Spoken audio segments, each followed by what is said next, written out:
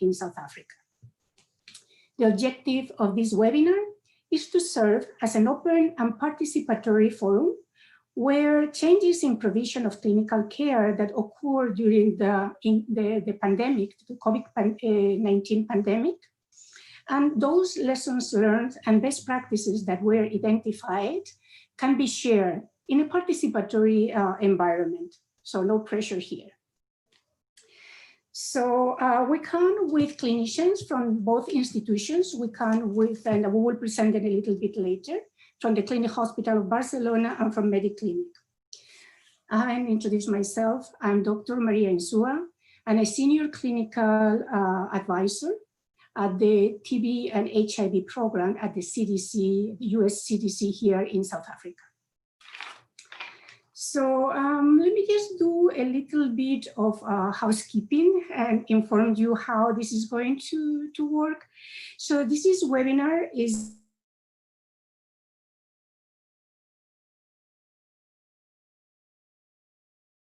of questions, and this is the intention of the webinar in a participatory way. Due to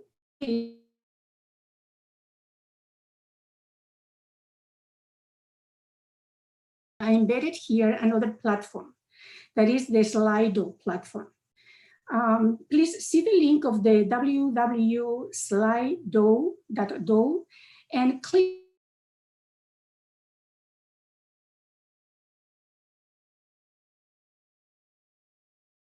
to insert the code #COVID-19 South Africa. In this way, you will have access to all the questions sections. So the IT team had created 4 files. Here is where you can enter your questions, specifically for each of those speakers. We're doing this because if you write in the chat box in YouTube, it's going to be very difficult to keep track of the questions. In this way, having all the questions through the Slido, we'll be able to consolidate the questions in a more organized way. So please write your questions in the Slido, because if you do it in the chat, we're not going to be able to address those questions.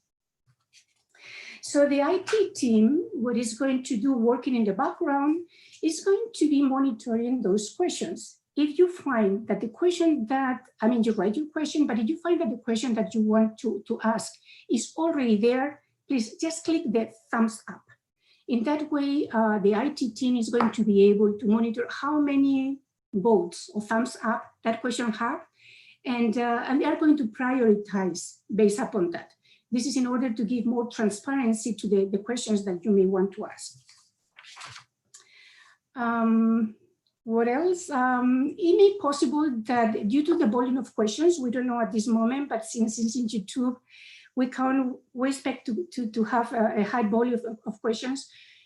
We have only half an hour to address those questions after the speaker's presentations. So it may be that your question is not being addressed, but we're going to do the best that we can to send those questions that has not been addressed to the speakers and get their answers through email, and then post the response to those questions in the platform.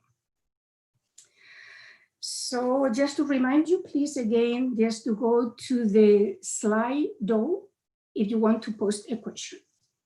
So I would like to share with you which is the agenda that we're considering for this afternoon. So after I finish with the introduction, we're going to have Dr. Smuts that is going to talk, every speaker is going to talk between 5 and 15 minutes. Then we're going to have Dr. Castells, Mrs. Gemma Martinez, Dr. Trilla, and then after that, we'll have the Q&A section. I will introduce all the speakers in the moment that that we're going to start with the presentation or with the chat. So I think that we can start right now with Dr. Stefan Smuts. So Dr. Smuts is the Chief Clinical Officer of Mediclinic, Southern Africa. Mediclinic is an international private healthcare service group here in South Africa.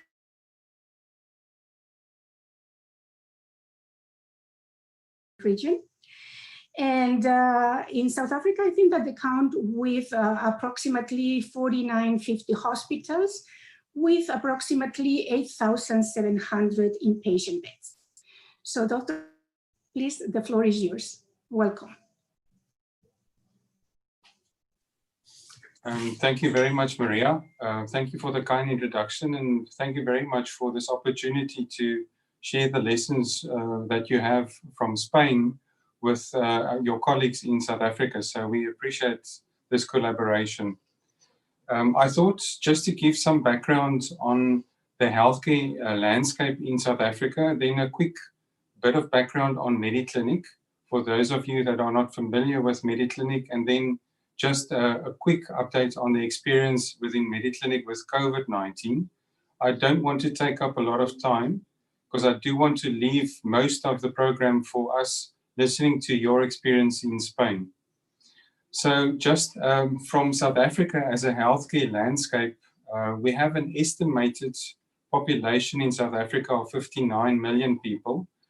When you compare the age distribution of South Africa to other countries, it could be seen as a younger population compared to a more first world country. South Africa is divided into 9 provinces with the biggest population density in the big cities. The private and public health systems exist in parallel. And to have access to the private health system, most citizens take out additional healthcare insurance for which they pay a monthly premium. About 16% of the population have private health insurance. That's about 9 million people of the population. I must say a big focus of the public healthcare system is on primary healthcare because we are dealing with quite a big burden of disease, of communicable diseases like HIV, TB, malaria, and then obviously there's quite a lot of trauma to deal with as well in the hospitals. Mediclinic is one of the 3 big private hospital groups in South Africa, and we probably service about 25% of the private hospital market in the country.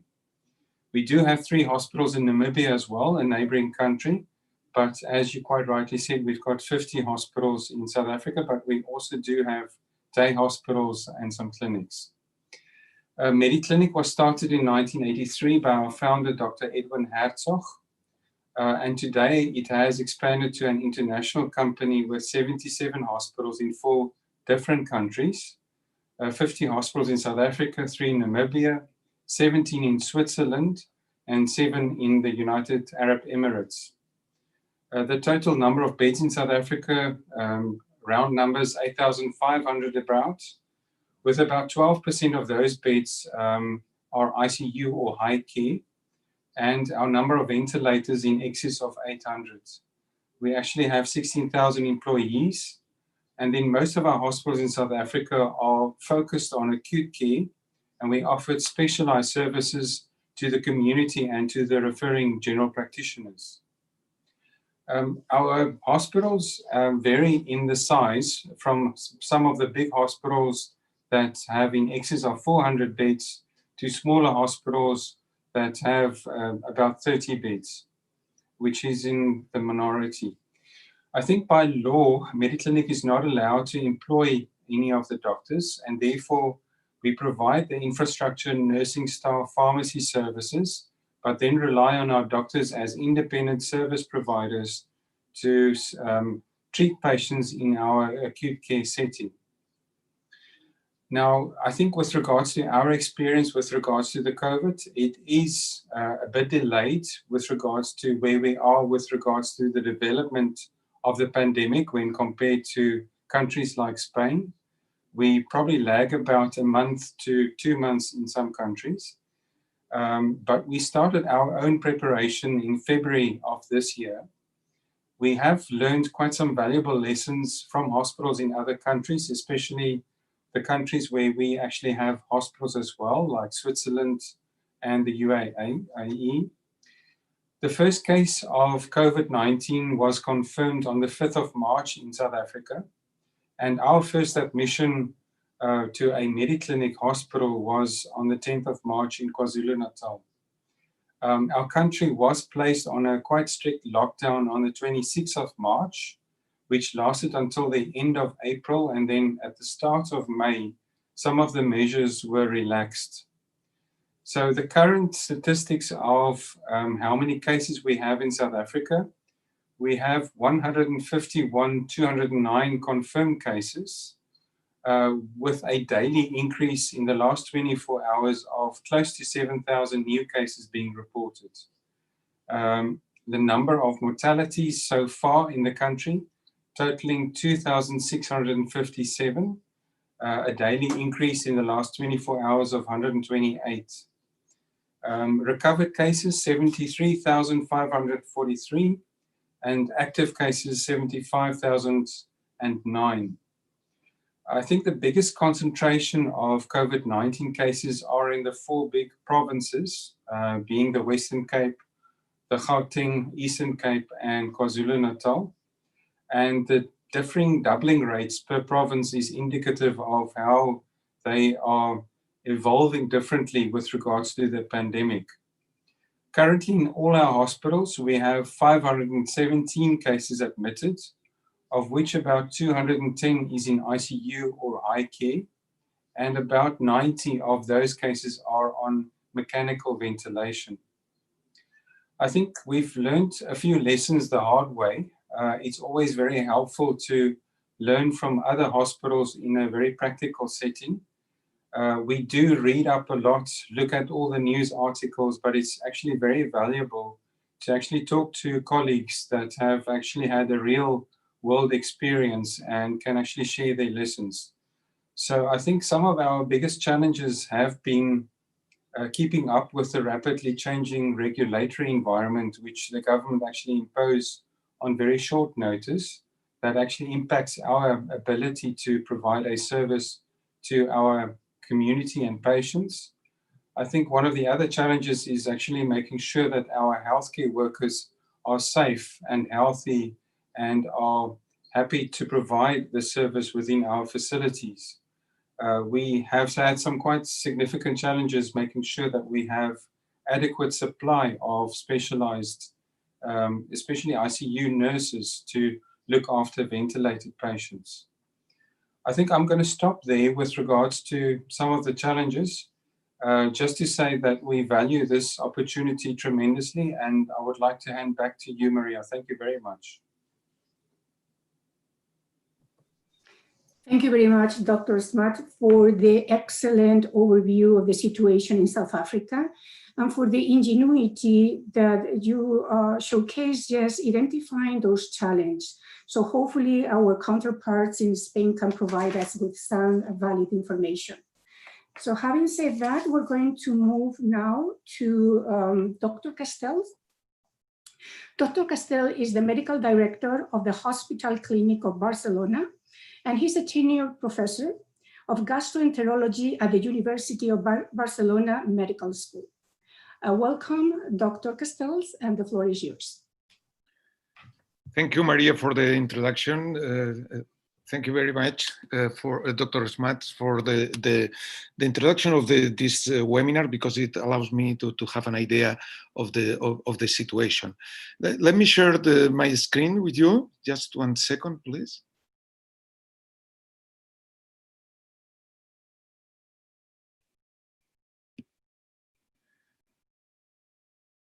Okay, I hope you are seeing the screen. Maria, can you confirm that you are seeing the screen, please? Yes, doctor, everything is fine. Thank you. Okay, thank you very much. First of all, good afternoon, everyone. I would like to thank the invitation to participate in this webinar, because it's a great opportunity to share our experience with you. I hope that this presentation and my colleagues' presentation will help you in some way, because I think that the problem that you are facing are exactly the same that we faced some months ago. in Spain, we have the first case at the end of February. Actually, the first COVID patient that we admitted in our hospital was in February 25th. At that moment, we were very afraid about the epidemic curve of the pandemic. We didn't know what is going to happen. We have the experience. We know the experience in Italy. That was the closer country that we have in Spain that were facing the epidemic just approximately 3-4 weeks before. And we were very afraid about our health service capacity. Indeed, I was particularly afraid about the capacity of our hospital because we didn't know how is going to be the peak of the epidemic in Spain. Actually, since February 25th, we have admitted in our hospital about 2,500 COVID patients. Approximately 20% of them, 500, were hospitalized in critical care units. And you can see here that approximately 200 of them unfortunately died. That is a mortality rate of 8%, with a readmission rate of approximately 6%. And the total average stay of our patients hospitalized in our hospital is about 14 days, 2 weeks. That is much more than the average stay that we have for other patients that is in our hospital is approximately half of this figure, is about between 6 and 7 days. You can see here a graph that is depicting the prevalence of COVID patients that were hospitalized since the beginning of February. And you can see here that the most important hospitalization rate was about at the end of March or beginning of April. You can see here that we have approximately 600 patients hospitalized in the hospital. And in addition, we have more than 300 patients that were hospitalized at home. That is a unit, a special unit that we have in our hospital that usually we attend approximately 50 patients. But you can see here that we were attending at that moment more than 6 times more patients than usual. You can see here the total number of patients hospitalized in our hospital at the beginning of April was approximately 1,000, but you should consider that we have approximately 200 additional patients, non-COVID patients that were still hospitalized for other reasons. And just to keep in mind the capacity of our hospital, Hospital Clinic of Barcelona, is approximately 700. We have 700 beds.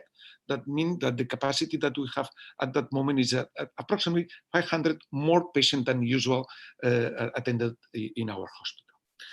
The second problem that we were afraid is about, as Dr. Smuts mentioned, is the capacity in critical care units. In a normal situation in our hospital, we have around 100 beds in critical care unit, but you can see here that at the beginning of April, we have 120 patients, COVID patients, plus around between 30 and 40 non-COVID patients. That means that we have a figure that exceeds in 60 patients the regular number of beds that you have in critical care, and so on. I'm going to try to explain how we did this, let me say, miracle to increase the capacity of our hospital, especially in critical care units. Our contingency plan, that is my presentation is going to focus on this aspect about the contingency plan that we did in our hospital in the last 3-4 months. The goal of this plan was to try to increase the number of beds, especially intensive care unit beds. We tried to decrease patient mobilization and also to reduce the exposure of our professional to the virus. And to do that, we decrease our surgical activity. We reduce approximately 80 to 85% the surgical activity during this period of time. Of course, that we maintain our surgery for emergency cases or for oncological cases. And we also reduce our activity in the outpatient clinic. Of course, the only way that we have the opportunity to increase the number of beds is reducing the elective surgery. That is a schematic of our hospital. Our hospital is a tertiary university hospital that, as I mentioned before, we have around 700 beds that are divided in 35 hospitalization units, 26 of them used for conventional hospitalization, and we have seven critical care units that are monographic. That is a characteristic of our hospital, that we have monographic units, critical care units, and you can see here the distribution of this bed. That take into account that is the picture at the end of February. Just 1 month later, the picture changed totally, and you can see here, just depicted in red, the number of COVID units that we had at that moment. And you can see here that we increased in 8 the number of units that we are using, especially the number of critical care units. You remember that we have 7. At that moment, we had 15. And how did we do this conversion? Well, we use different units that are not commonly used for hospitalization. For example, that is the dialysis unit. That is an administrative area. That is an operation theater. That is a post-surgery recovery room. That is another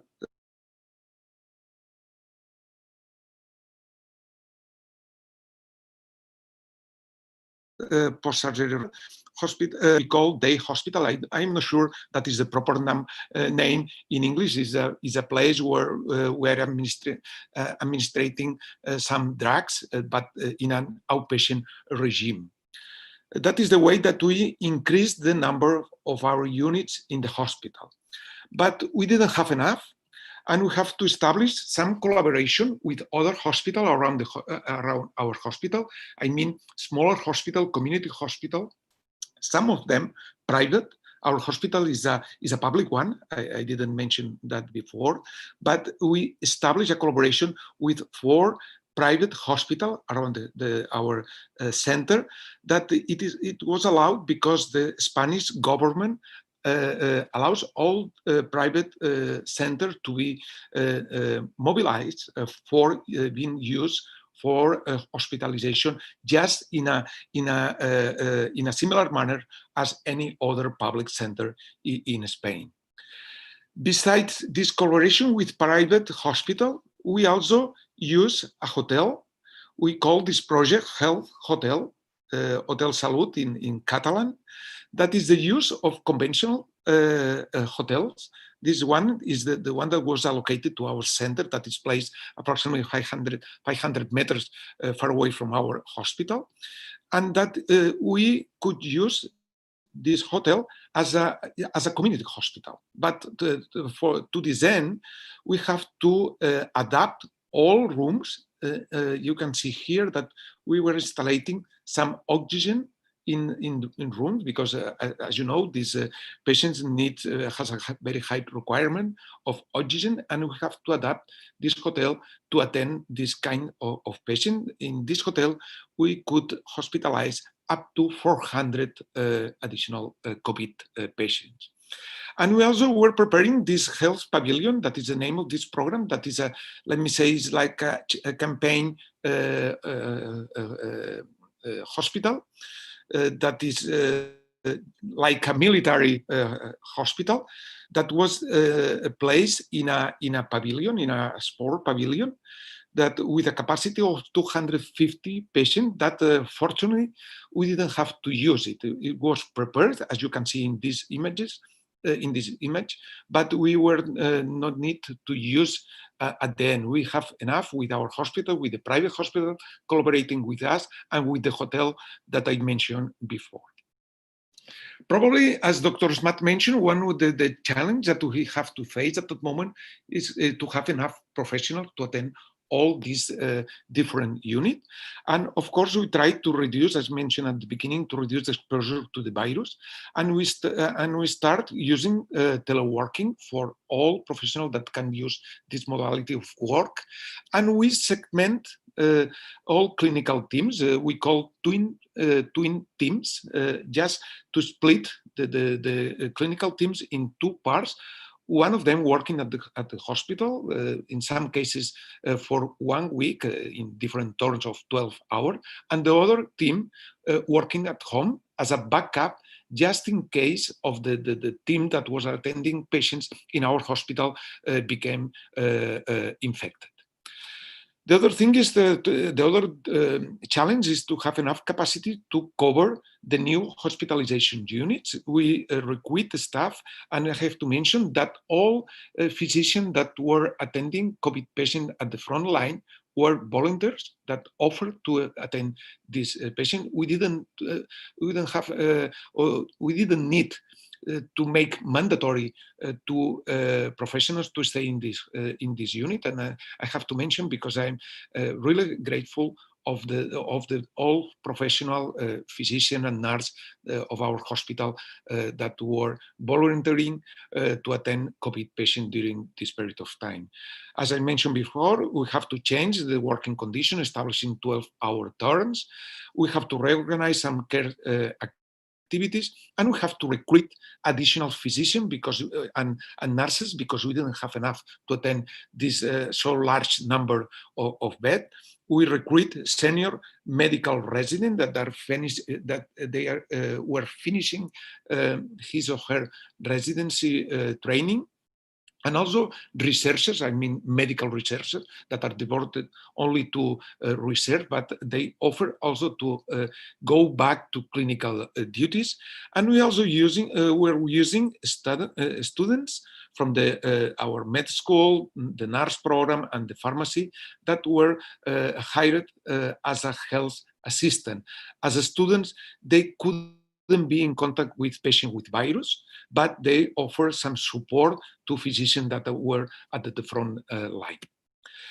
Laboratory testing was a real nightmare at the beginning. We didn't have enough experience at the beginning of the pandemic. You can see here that our capacity to perform PCR was about 100 to 150 tests per day. And at the end, at the middle of the pandemic, you can see here that we are performing more than 1,000 tests per day. The total number of PCR that we did in this period was more than 60,000 tests. And we changed a little bit the policy of testing. I think that some of the emails that I received preparing this seminar or this webinar, I think that we were interested in knowing what is the testing strategy that we follow at the beginning, and it changed depending on the period.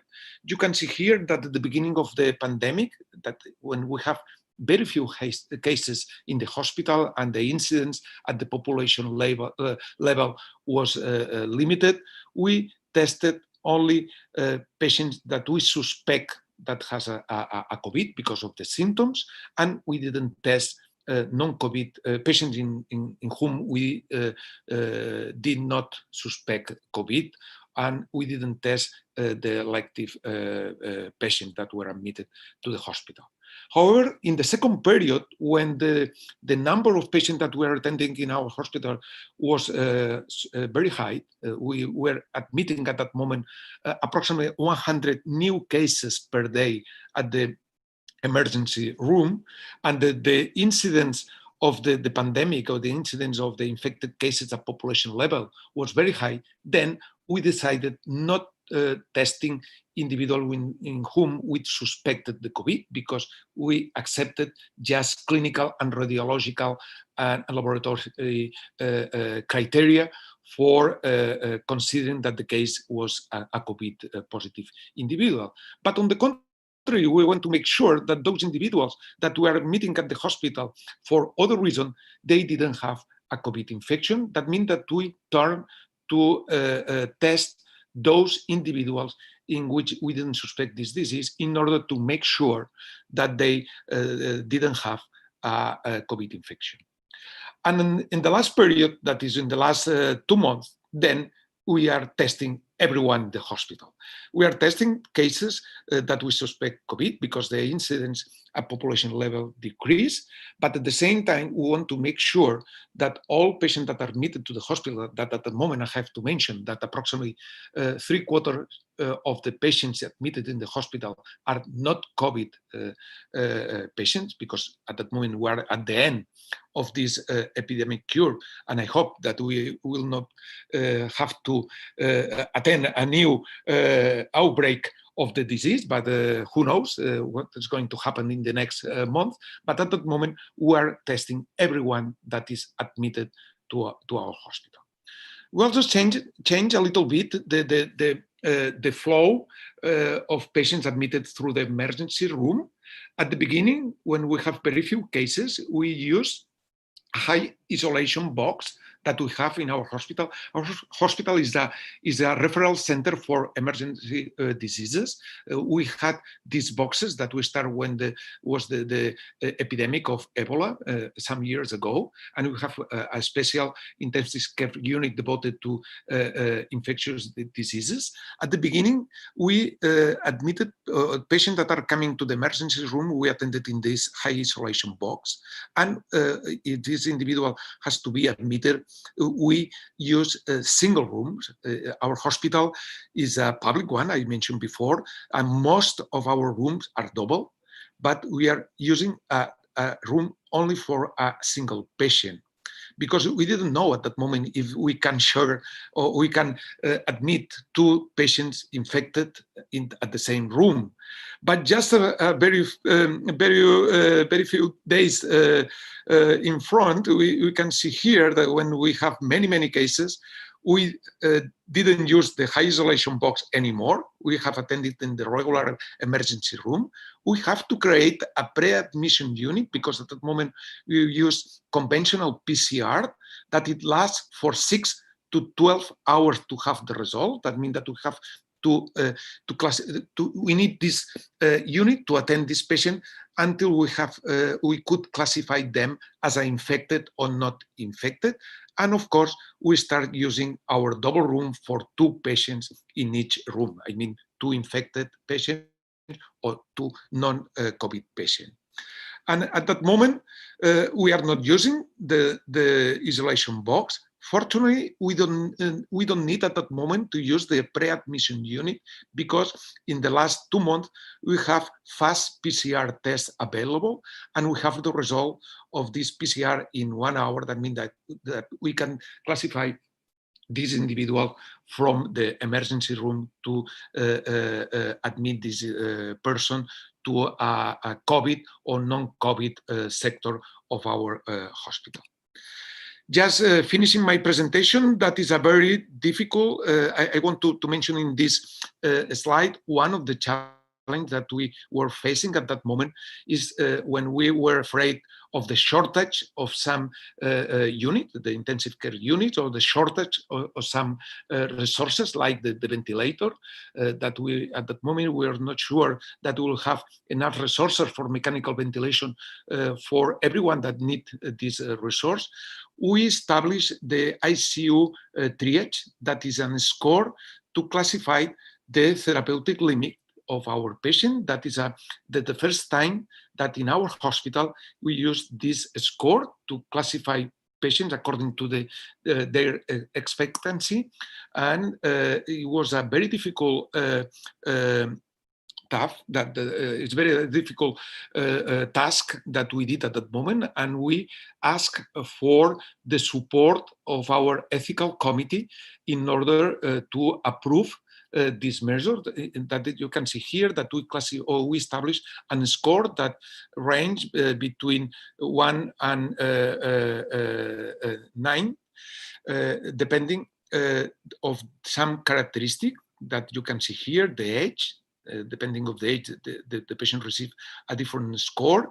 The Barthel scale, that is a scale that measures the capacity, the physical capacity of a person, the number of the condition of the chronic diseases that this patient has, or also if this person has or not neoplastic disease. In addition, we considered also some clinical manifestation like shock, or if this person has social support or not. You can see here that we can establish a score that go from 0 to 35, and according to this score, we consider that if this patient is in stage 1, is candidated to all life support measure. But if patient is in stage 3, we consider that this patient was not candidate to invasive measures. Just finishing, we try to be very transparent in our policy, the measure that we are taking every moment. And from the direction of the hospital, we send a communication, just an email to the whole organization, who are more than 6,000 professionals in our hospital, and every day we send a communication explaining what is the situation, which units are open for COVID, or which are the different restrictions that we are taking in every moment. And the last slide, just to show probably the most important information that I want to share with you, is that how we try to stimulate our professional, or what was the values of our professional show us during this pandemic. And that, as I mentioned before, we are very grateful of all of them, because they demonstrate an extraordinary commitment towards our patients and the society. They work a lot. Their dedication was terrific, working 24 hours, 7 days a week. The responsibility of each category was excellent. We found, I have to mention from the direction point of view, that we observe a tremendous respect from all our colleagues, because at that moment for us was very difficult to take decision, and this respect facilitated decision making, of course. There was an extraordinary solidarity and generosity among all of them, and all of us, and we learned that we have to show a high humility, because during this period of time we make some errors. We know that we can all be wrong, and we should recognize this error, and we try to amend in the day before, the day after. I mean that this different value, I think that we should make into account when we're trying to face this terrific or terrible situation, and I hope that we will continue having this support from our professional if we have to face again this pandemic. Thank you very much for your attention. Thank you so much, Dr. Castells, for an excellent presentation and for the overview of all the innovations that your team conducted in the hospital, and also those difficult considerations, ethical considerations, secondary to the ICU triage. So we're going to move forward with Mrs. Gemma Martinez. Gemma Martinez is the nurse director of the Hospital Clinic of Barcelona, and is also a professor at the University of Barcelona. Welcome, Mrs. Gemma. Hello, Dr. Insua. Thank you for the introduction. I make my presentation.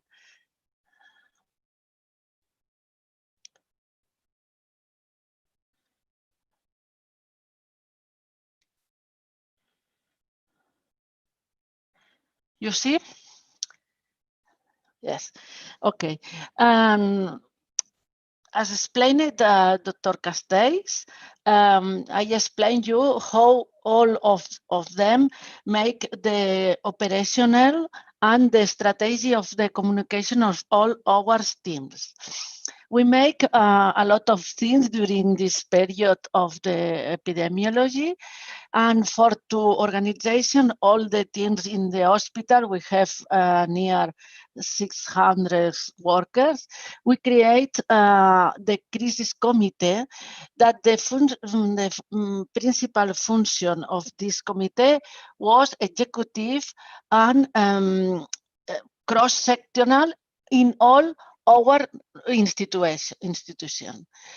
In parallel of this committee, we create another committee more operative.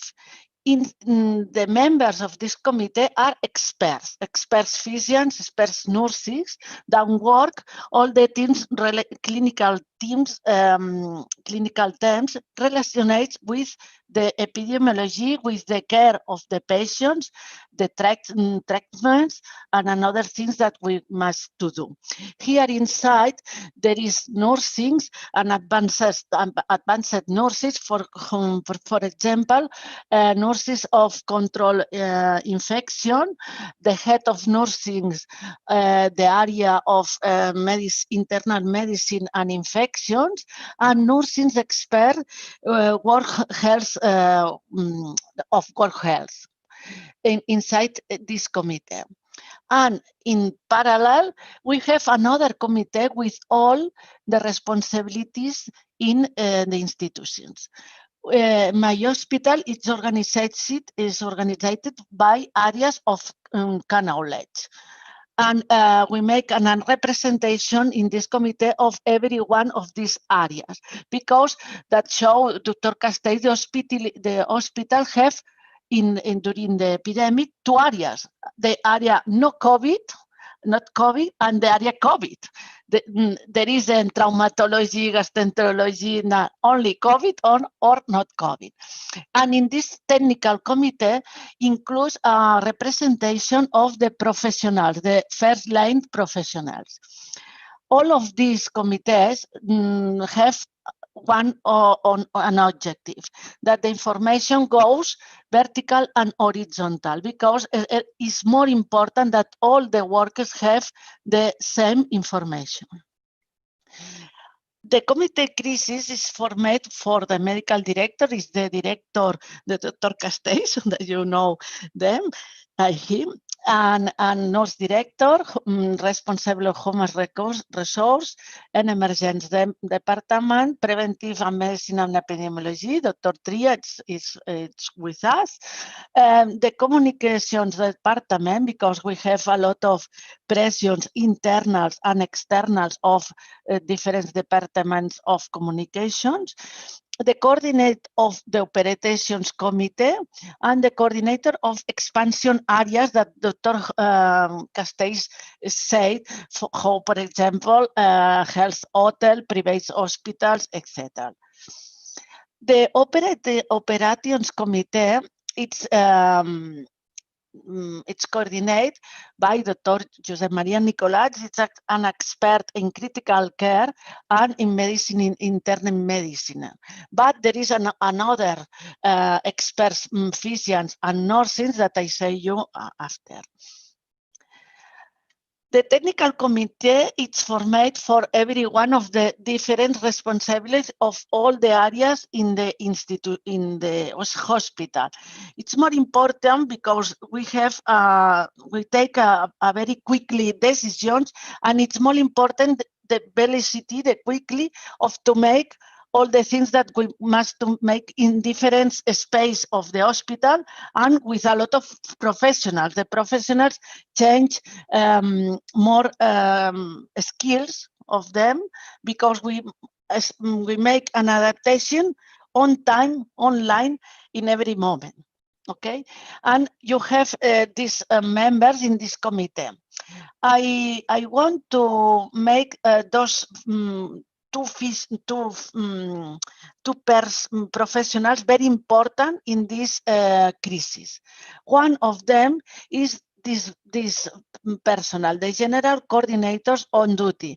In every hours, for example, at night, we have one coordinator in every site of the hospital for coordinate all the things that can be make in, and it's the referent of all the professionals in every hour of the day. It's more important to have a reference of everyone, and our nursing, who is the representative of all the professionals in the hospital.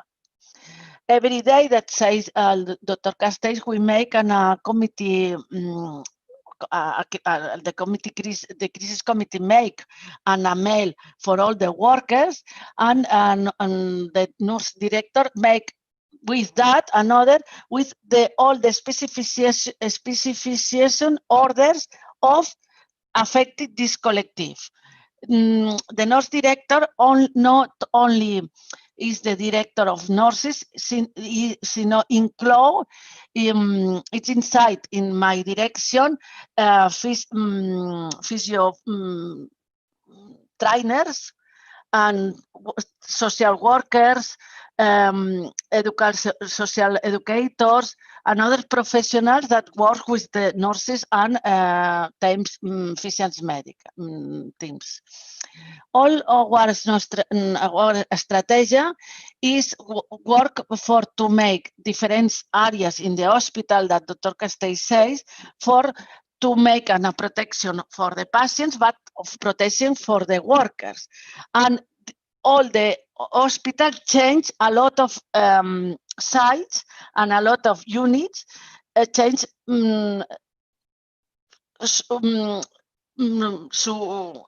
Wait a moment. The principal function of these units. How make what's implemented activities make with all the units? We make a coordination of other departments. For example, general service. General service is the responsibility to arrive all the materials that we need for protection or for to attend make for the patients. Infrastructures, information techniques in informatic techniques. The committee disseminate every day, perhaps every day, every week, different procediments. All these procediments, it's in a part of our intranet, the hospital, and all the workers go there to have the information on time. Implementing activities, for example, mental health support to staff. I detected in all workers, but priority in nurses staff that there is in the first line, risk of psychological, and they need support. All the physicians, psychiatric physicians, and nurses of mental health make support at the other nurses that make the attention in the first line.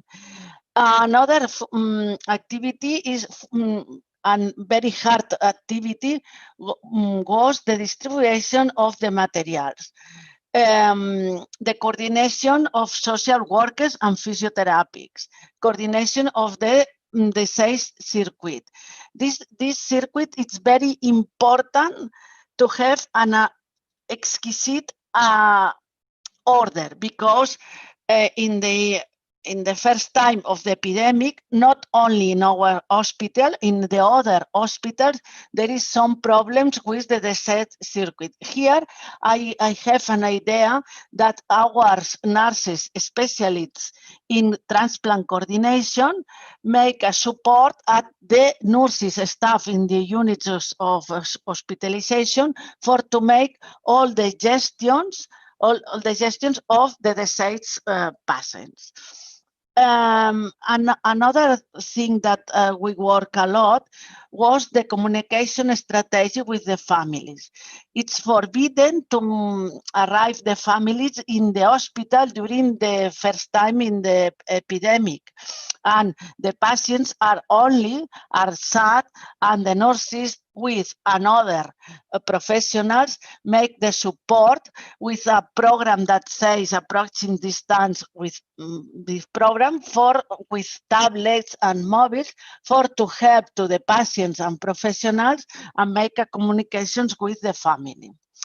Every day we have a monitoring the occupation of the hospital by units, because the hospital changed the activity, habitual activity, and it's more difficult to make decisions if you don't have this plan of the hospital. And when we begin the desescalation, it's more necessary this planning to planificate and coordinate all the cleaning activities. Another activities that implied was the teams of training. The training you have a photography here, because we captain a lot of professionals out hospital, new professionals, and we made the continuous formation every day with the method by referent method. And recruitment of professionals, retirates, students, and new professionals. Welcoming all of these, welcoming not retirates, but the students and new professionals, we make a welcoming of new professionals, students welcoming and follow-up, and staff redistributions, because every day we have some workers that that have the COVID, and we make in every turn, at night, at afternoon, make a redistribution staff. Another, to make this distribution, we analysis all. Okay, the analysis of departments and units in which there was little or not activity recollection of excess. Identification of the professionals' skills. It's more important now all the professionals and with the skills because we reformed all the hospitals in critical areas on semi-critical areas. These professionals that not expert in critics have a reference in the every one of unit, and review and adaptation of the nursing shifts due to the constant change, because we have a general coordinator in every turn. All the times we not have a lot of professionals, and we adequate of nursing patient ratios. And another things that we make is the institutional representation inside and outside, external communication, and we made research.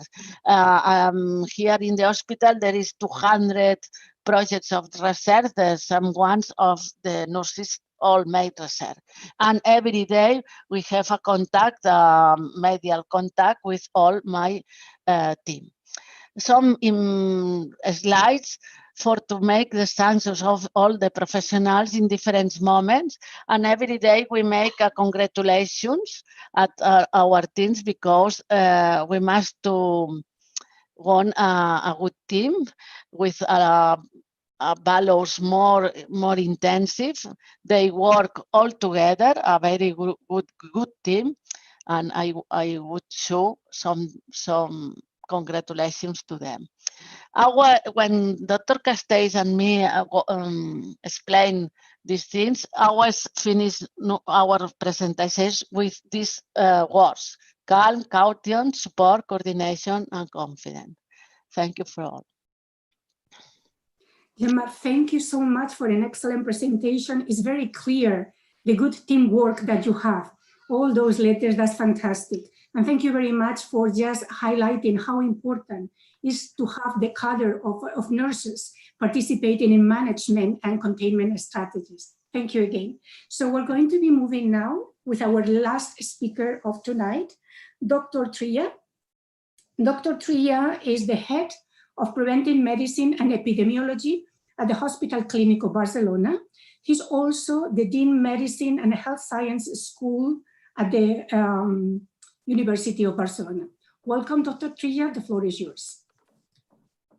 Hi, good afternoon. I hope you are all safe and well. I will try to be as short as possible. And my main job at the hospital is working as epidemiology consultant. So I have a sort of interface between the public health, the situation in Spain or in Catalonia or in Barcelona in terms of public health, and how to apply the data and the knowledge and the different protocols that are used daily in the hospital. I will share with you the screen.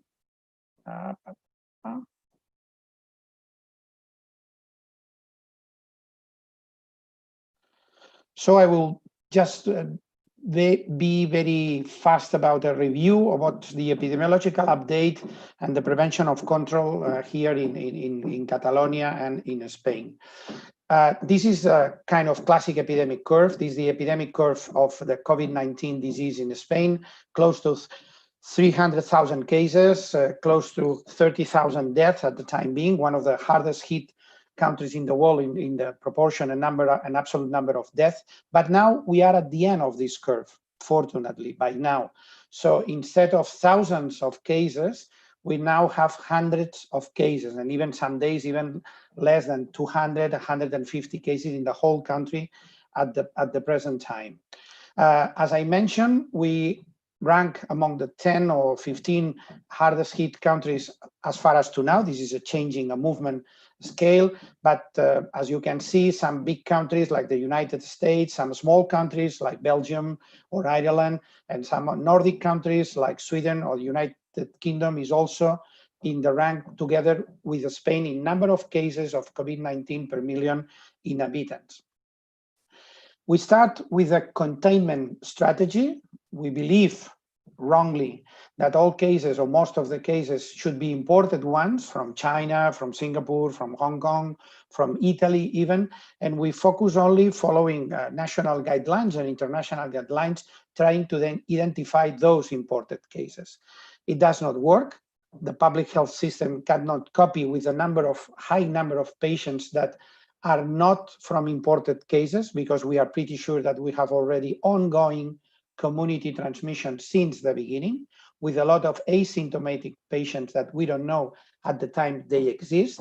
First data from China states that probably between 1% or 3% of all cases could be asymptomatic ones, and now we believe, and all the data point out that should be at least 40% of the cases. Now we follow these directions. It doesn't work and we move to a mitigation strategy that I will show you, and it's probably quite similar to the one that you use in your country. We are now back to this containment strategy now, as you can see, with a lot of more capacity of testing and trying to identify the cases and try to break down the chain of contact. And this is now the main strategy in the whole country, to identify the outbreaks and try to find out as many cases as possible and to isolate the cases or to quarantine the contacts. The problem, as I mentioned, is that the number of asymptomatic cases, 40%, that's a black hole in any kind of surveillance or active surveillance that you can try. These are the invisible patient, the invisible people. They have no symptoms, they go to work, they move freely, and unless you make an extraordinary effort to find them, you will not find them, because we only much rely on the detection of symptomatic cases. So this is a very complicated to handle problem with COVID-19. Although Spain at the beginning have very few capacity of testing with PCR, now we rank among the 3 or 4 countries in the world with a lot more PCR testing per million inhabitants. In fact, in last statistics from a week from now, we rank at number 2 with more than 100,000 tests per million inhabitants. Number 1 at the time being is the United Kingdom, that certainly is a bigger country, and followed by the United States, Italy, and Germany, for example. The difference between Germany and Spain, and we do a lot of tests now at the end or when the first wave is already controlled, but Germany start doing a lot of tests since the beginning, and they don't restrict the testing for those people following exactly the international guidelines. So they try to test in a more open, in a more wide fashion, and they find out people without many symptoms and people who are from inside Germany who already have the disease, when everyone believes that the disease should come from China or from Singapore or whatever it is. In the most important phase that Dr. Castells and Dr. Martinez has already reviewed, we just devote all the resources and more resources that we ever had to treat the patient and to try to flatten the curve. As has been mentioned, and a difference to South Africa at first in the beginning is that probably the males to females distribution is pretty much the same, although males are suffering more severe cases. The second one is we started with an older age. 60 years is the mean age of the cases at the beginning and in the middle of the outbreak. But now at the end, or close to the end of the first wave of the outbreak, the age is lowering, and we are now close to a mean age of 50 years. More young people, younger people, less than 15, 20, 25 years of age are now being detected, fortunately with mild symptoms, and even most of them without symptoms, and this is reducing the average age of the patient. The symptoms, I will not go very further. It's very difficult to diagnose from a clinical point of view. There are a lot of symptoms. We believe first that most of the people should have respiratory disease. That's true for 30% of the patients, but we have patients with gastrointestinal symptoms, and some patients, I'm quite sure that you've seen a lot of them, with strange disorders of taste, smell, and things like that. The ratio of patients admitted to ICU is quite low in Spain. This is the number of overall cases in Spain, 5%. And the case fatality rate is one of the highest, 8%, although if we take into account the likely number of people infected, for each case diagnosed and counted means PCR positive test, there should be between 8 and 10 more cases not diagnosed. And that means that probably the finally case fatality ratio in the overall country will be close to 1, maybe 1.5%, which certainly lower, but still very high compared to other countries. Age distribution in Spain is an older country. A lot of people is older than 70, 80 years of age. And in the colored bars, the women on the purple side, the men on the brown side, you will see that disproportionate number of cases who suffer from the most severe forms of the disease. This is a disease that is quite severe in older people, and in an age distribution certainly different from the population age distribution. The ICUs have become overwhelmed in the whole country, and as Dr. Castells and Dr. Martinez said, we have to do very, very strange things that you never believe that your hospital can do in order to make as much as ICU beds as available as possible. And we start from a point that it's also quite important to taking into account. The number of ICU beds per 100,000 inhabitants in Spain is close to 10, just compared with Germany, close to 30. That means 3 times higher, or Italy, slightly higher, or the United States, that is even higher. So we start from a point that we don't have so many ICU beds. This is one of the key points of the mitigation strategy with severe cases, to have enough ICU beds as much as possible. The death of the Spanish patient is clearly concentrated. These are the brown bars, the number of people, the percentage of people who dies up to the total of people who had died. 60–70% of all the people who die has more than 80 years of age. An additional maybe 20–something%, it's older than 70 or to 70 to 79. That makes that if you add those two up, nearly 90–something% of the people who die is older than 70 years of age in Spain.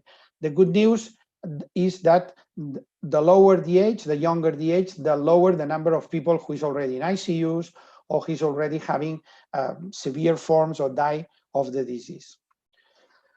Just a few words for the healthcare workers. Our unit works very closely together with the healthcare workers prevention unit.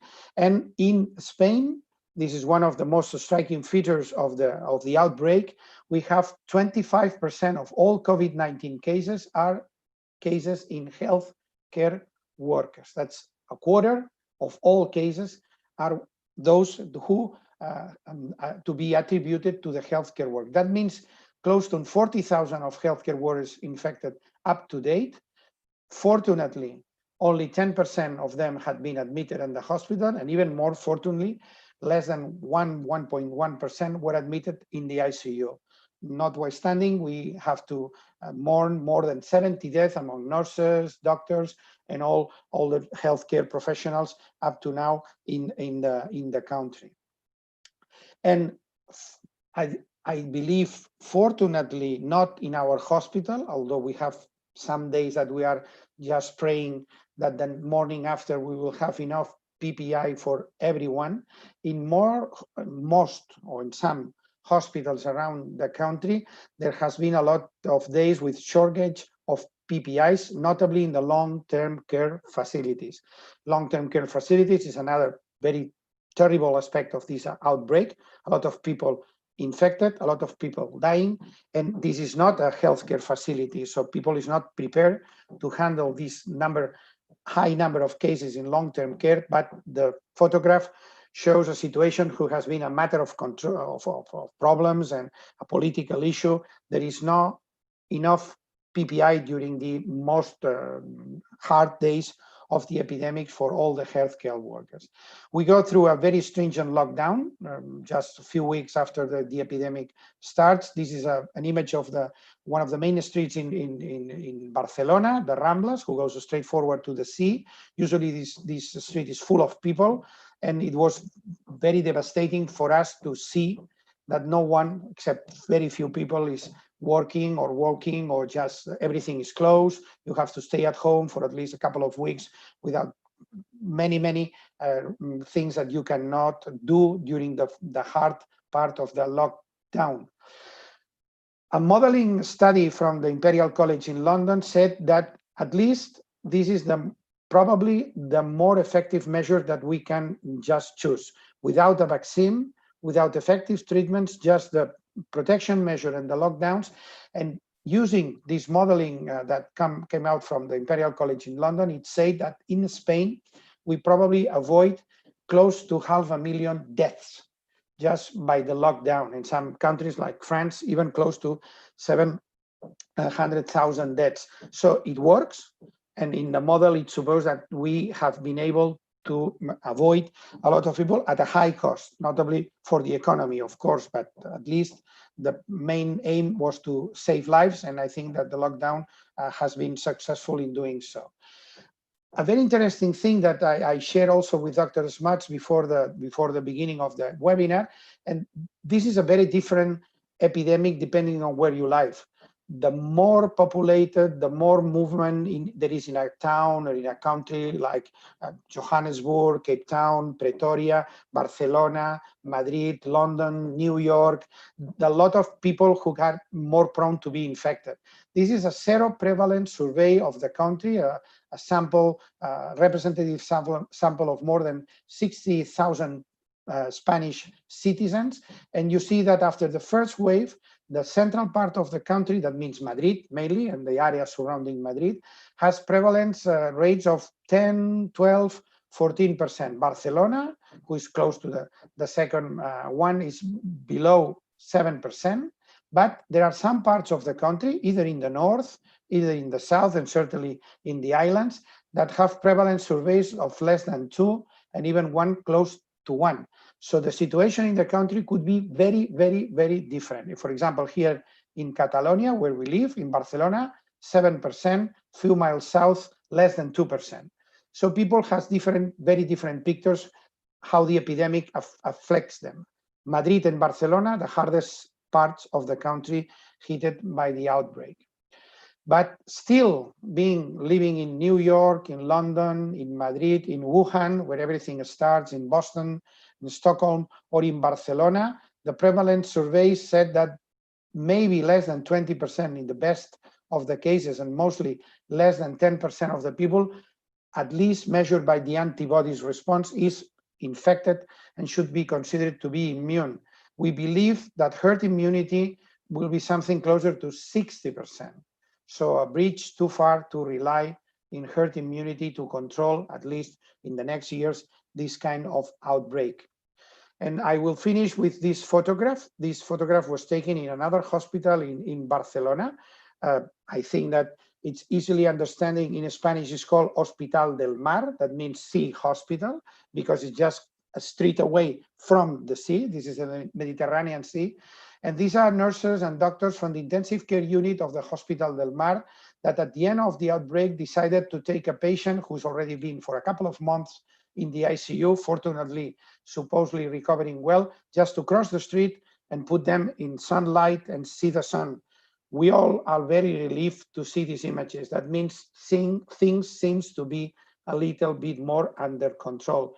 But we cannot be caught off guard another time. We have outbreaks now, localized outbreaks, some of them of 100 cases, some of them of 1 dozen cases, 10 cases. So we should be very, very, very aware of how the epidemic unfolds in the summertime here in Spain. As a main conclusions, I think that we don't have many other instruments that apply all the prevention and isolation measures. We said distance, hands hygiene, and face mask, the 3 basic things. Very much important to try to protect as much as possible the healthcare workers. They are the first responders. We have to give confidence of them. They are exposed to high loads of virus in hospitals full of patients with this kind of virus, so we should protect them. We should rely again in the basic measures again, and also in population terms, the hard measures are the social distancing. Stay at home when needed, and even restricted movements and certainly gatherings, especially in closed places, not in the open air, but certainly in closed spaces. I finally will end with a famous sentence from Peter Medawar, who has been awarded the Nobel laureate in medicine back in the 60s. And I think it truly reflects what we are facing. A virus, is always a problem wrapped in protein. Thank you very much for your attention, and I'm happy to take the questions at the end. Thank you very much. Thank you so much, Dr. Trilla, for the excellent presentation and the comprehensive epic profile of the COVID pandemic and the presentation in Spain. And also, you know, I have to say that Spain is a blessed country who can provide our patients with that amazing view, even being in ICU. So with this said, we're going to be moving quickly to the questions. I'm receiving here questions from our IT team. I think that we're going to start with the first speaker, with Dr. Castells. Dr. Castells, I would like just to summarize a couple of questions that have been asked by our attendants. One of them is they're curious to know how the COVID-19 has changed any processes in the hospital for the better. And this is linked also to this question that what did hospital leadership did to manage a tangible impact at hospital level? Maybe we can start with those and then we can move to the triage if we have the time. Thank you, Dr. Castells. The floor is yours. Okay, thank you, Maria. Thank you for the question that the person that have done. Well, I think that COVID pandemic changed a lot our clinical practice in many ways. Probably if you want to refer a very practical one, I would mention about telemedicine. That telemedicine, I don't know in South Africa, but here in Spain was a dream, let me say. I mean that we tried to implement telemedicine in many ways, but was difficult because they need some technical requirements. It need to convince people that they can use different devices, the cellular phone or the computer to communicate with the hospital. But the COVID changed this perspective. I mean that everyone understood that that it was at when the epidemic reached the peak, was better to keep away from the hospital and just to continue in contact with the patients with chronic diseases. Telemedicine, I mean the video conference or teleconference, was very useful.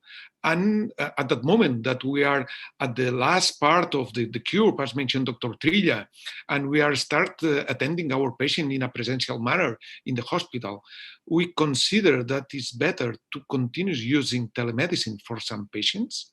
I mean, at that moment, we want to keep the distance between them. I mean, that we don't want to concentrate them in our waiting rooms. And that is a way that combining presential visits with telemedicine is a way to keep this distance, but at the same time, we're avoiding patients coming to the hospital just to see, for example, the result of a test. I mean that people has to come to the hospital to be explored, but to comment on the results sometimes is enough to have a teleconference. I mean that for me, telemedicine is one of the lectures of this COVID, one of the positive lectures of this pandemic, and I think that we will continue using it after the COVID pandemic. Probably there is another lesson learned in this period of time that that is not a practical one, but is a more conceptual, is that during these last 3-4 months, I think that the specialties disappear from the hospital. I mean that every physician work in a similar manner. I mean that all of us are attending the similar kind of patients. I mean that even though this is a university hospital, that there are several departments, and each of us, for example, I am gastroenterologist, and I am defending the gastroenterology department. This situation, this so fragmented hospital had changed a lot. I mean that at the moment, I think that all of us are a little bit more polyvalent than we used to be before. Thank you so much, Dr. Castells. We're going to be moving now to Mrs. Gemma Martinez. And we have here a couple of very good questions for you, Gemma. So one of them is, good afternoon, what worked well to improve and maintain the staff morale? And this is linked to this one, so I'm going to read the other one too, because they are linked. So how did you ensure that if nurses were reallocated to new areas, they were able to handle the COVID patients without being scared or anxious? Yes, well, I show you some pictures and with a lot of images because it's the more difficult thing. I think that we have very good professionals, very good workers with a high level resilience in work. And all of the team make professionals with at the coordination team because they want to help at the other worker. Do you understand? All the workers make help at the other workers. We make an apple and a good team and a very hard team. How we maintain the morale of the team? Be by his side, stay all the day and perhaps a lot of nights in the hospital and speak information, a very good information. It's very important, the communication in all the hospital. Only one place on to make the information, all we speak in the same form, and we make all the procediments in the equal form, because it's more important all work all together and in equal form. It's more important. And stay by his side. I say, yeah. Every day I make a mail that I show you one with congratulations, because in every unit, in night or in afternoon, there is a notice, a notice for to make that this notice elevate the moral of the workers, and all the workers compare change the congratulations ones for the other ones. And in the people that have some problems, I say you after that we have a support of psychologists and nursing, mental nursing that make a support of the other workers with some techniques of relaxation and distraction of the different forms. But stay behind all of the workers. I say this one. With the connection? I don't know. I make anything. You were cutting off, and I don't know. You want to add a last comment right now? No, I say that the most important is the communication and stay aside the workers all the time, with the telephone, with the mail, with all the things that you can think, because they have a lot of duties, but it's not important. Stay there and work all together. We learn a lot of things with this epidemic, but the more important thing that all the team work together. It's the more important. And one is the referent of the another one, and in some moment, and in another moment, it's al revés, behind. Okay, it's not, and the people, it's very good professionals, but in the final of the curve of the epidemic, we are tired. It's more important the recuperation post-epidemic, because all of us are tired and we want to make a holidays. So that's excellent. Thank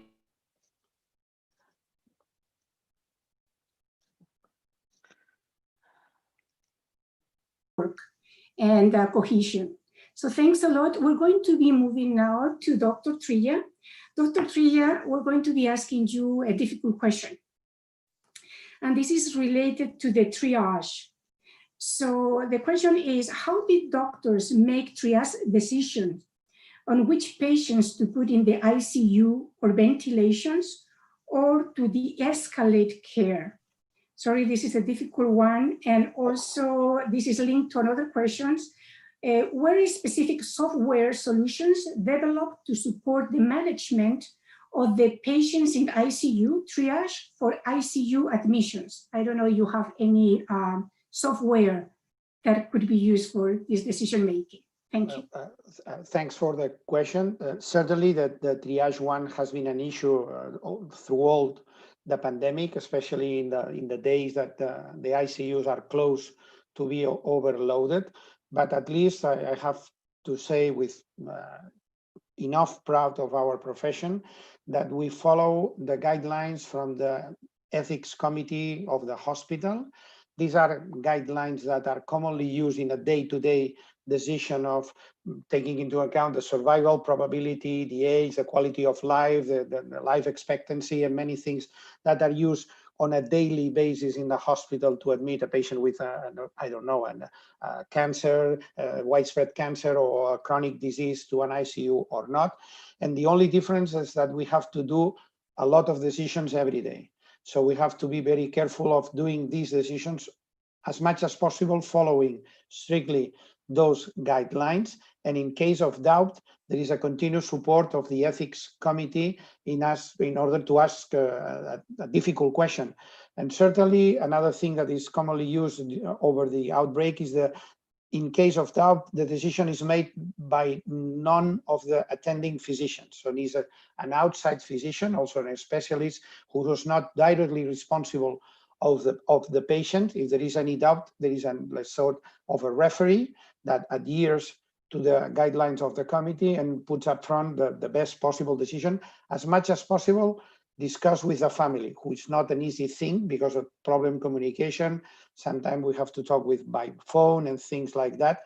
But as far as I understand, I think that ethically, the more difficult part of the epidemic has been handled quite well in Barcelona, in Catalonia, in our hospital. Maybe in other parts of the country is not so clear, or there is some confounding information. But at least, although we have to make very tough decisions, I think they are made as much as possible following the guidelines of an independent ethics committee and in case of doubt, of an independent physician. No? The second one about the triage protocols, I think that we have triage protocols and scores and things like that. I don't know if this is already implemented in a software solution. There is a lot of people working now in handling big data of the cases that we have handled during the epidemic, and certainly there are some models trying to identify diagnosis procedures, sensibility, specificity of the test, criteria for admitted, survival probabilities. We will probably end up having enough software, but at the time being and during the epidemic, as far as I know, I don't know if Dr. Castells is aware of different things. We use different algorithms and protocols, but not, as far as I understand, implemented in the IPP or in a software product. Thank you so much, Dr. Trilla, for this very comprehensive response. With your permission, I would like to make a change. And instead of responding to questions, I would like to give the opportunity to Dr. Smuts, since he hears such a gifted panelist, speakers, and providing us with such an important recommendations from their experience in the pandemic. I would like to give you the opportunity, Dr. Smuts, if you want to ask any specific questions that you think that will be relevant for the context in South Africa. Thank you, Maria. I appreciate it. I think my colleagues have actually asked very practical questions. Maybe I would like to ask a question of continued engagement after this webcast, that maybe via email or electronic communication, we can forward some of our questions to you. And within your healthcare community, you can actually ask your colleagues for some input and then revert back to us with the answers or advice or guidance that you can actually obtain from your colleagues. So I think there's a general process question from my side. From a specific question, I think my colleagues actually have asked them. So thank you very much. Thank you so much, Dr. Smith. Definitely we'll revert to you with some of the recommendations, but also would like to open the floor to all the speakers. If some of them had any specific comment that they would like to provide at this moment.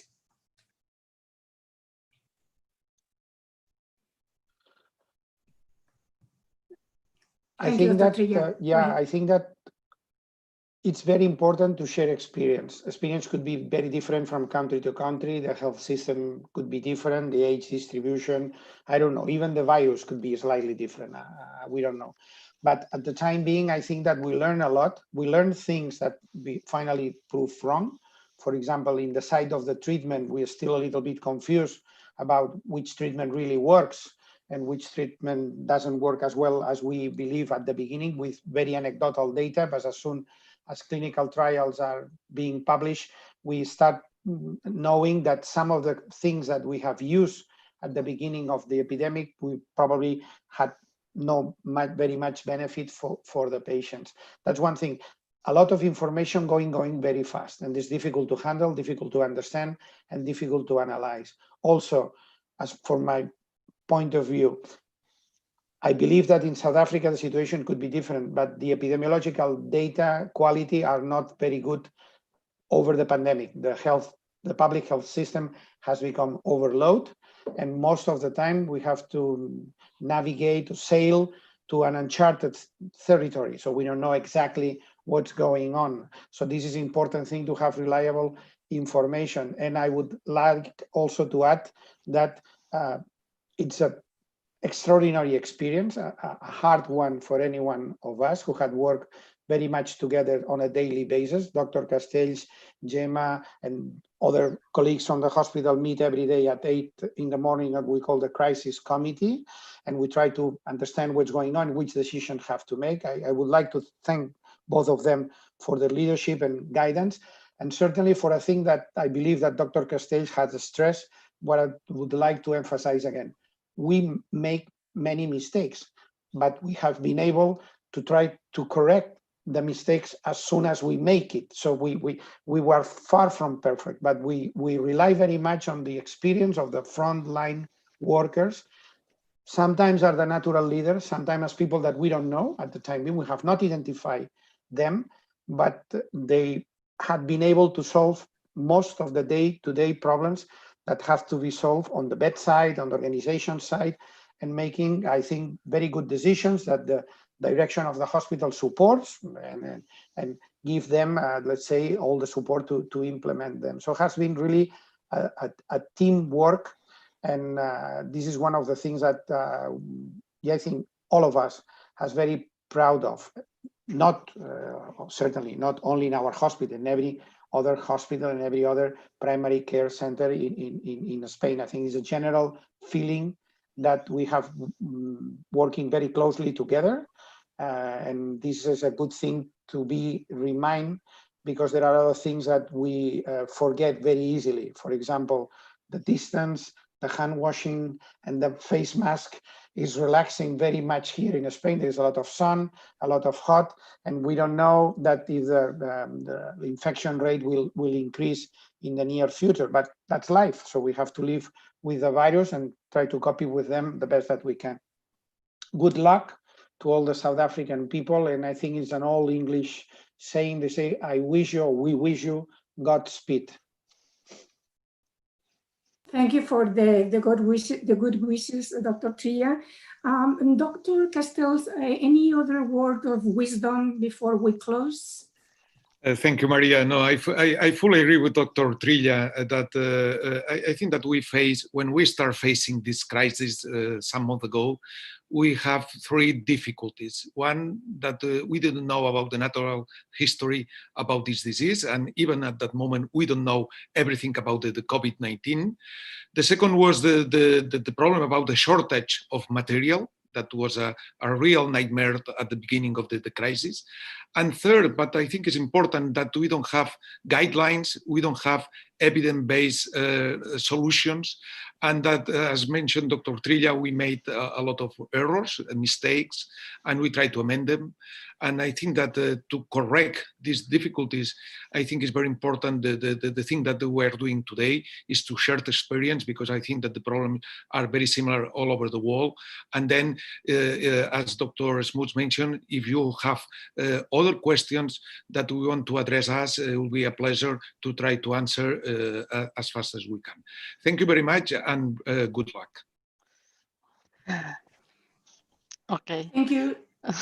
Gemma, you want Yes, to say something? I only say 5 words that I put in my pictures. Calm, serenity, calm.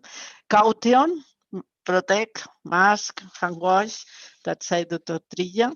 Support, stay outside of all workers, stay all the day, all the night. It's very important, the middle coordinations, the middle boss of the different levels. Coordinations, all the team, physicians, nursing, and other professionals. Confidence, and good luck. I say good luck. Okay, well, thank you so much for this excellent presentation, all of you. The panelists have been absolutely fantastic. We're coming out to our time allotted for this webinar, and I would like just to follow up with what we said at the beginning, that, and I apologize on regard of the organization committee, we're not being able to answer all the questions. They're fantastic questions that you guys have been asking, but all the speakers are in agreement to review those questions and provide you with responses that will be posted in the web page, in the YouTube page. Some of the attendants have been asking for the presentations. The speakers kindly agree to share their presentations. So there is a way in which you can access those presentations, and it's through, again, the Slido link. So please go there to the Slido web link and insert the code as hashtag COVID-19 South Africa. I think that this is going to let you to a small satisfaction questionnaire that will help us just to understand what is the things that went well and those things that we have to improve, and that will support